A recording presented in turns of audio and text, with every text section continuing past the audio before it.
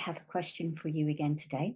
The question is, how do I know if God is speaking to me?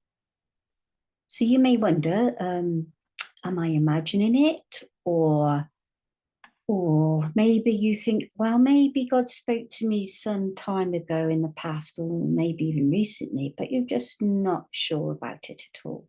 And you're not sure exactly what voice it is, or what his voice is like, or how it comes. So I just wanted to briefly chat about that with you today. So anyone can hear his voice because he wants you to hear his voice. So his voice may come like this. It may come through inner pullings or inner convictions or inner stirrings within you.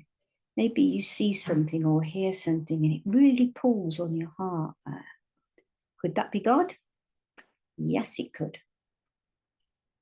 Another way, which is a common way, is the still small voice within your mind, within your thoughts, within your heart. And you just feel this quiet stirring within you.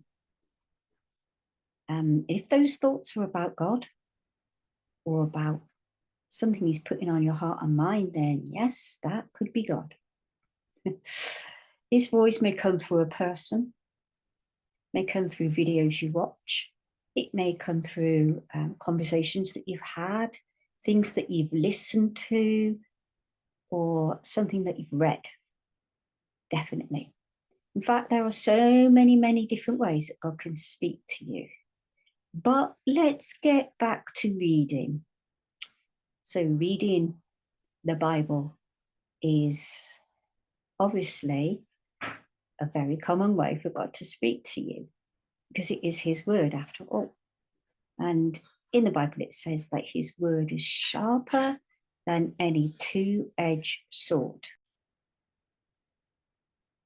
In the Bible, there are many examples of God speaking to mankind because he really wants to speak to mankind. He really wants to speak to us directly, each one of us. But there are many examples, all the way from the beginning to the end of the Bible.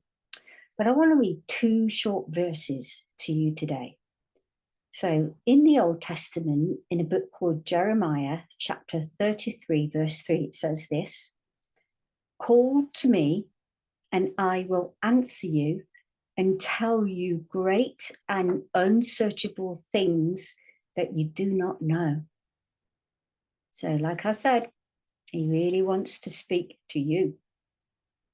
And in the New Testament, in Matthew chapter 7, verse 27, it says this: "Therefore, anyone who hears these words of mine and puts them into practice is like a man who built his house on the rock." And that scripture and that story leads us back to yesterday's video where I spoke about the wise and foolish man. Okay, so what's your next step?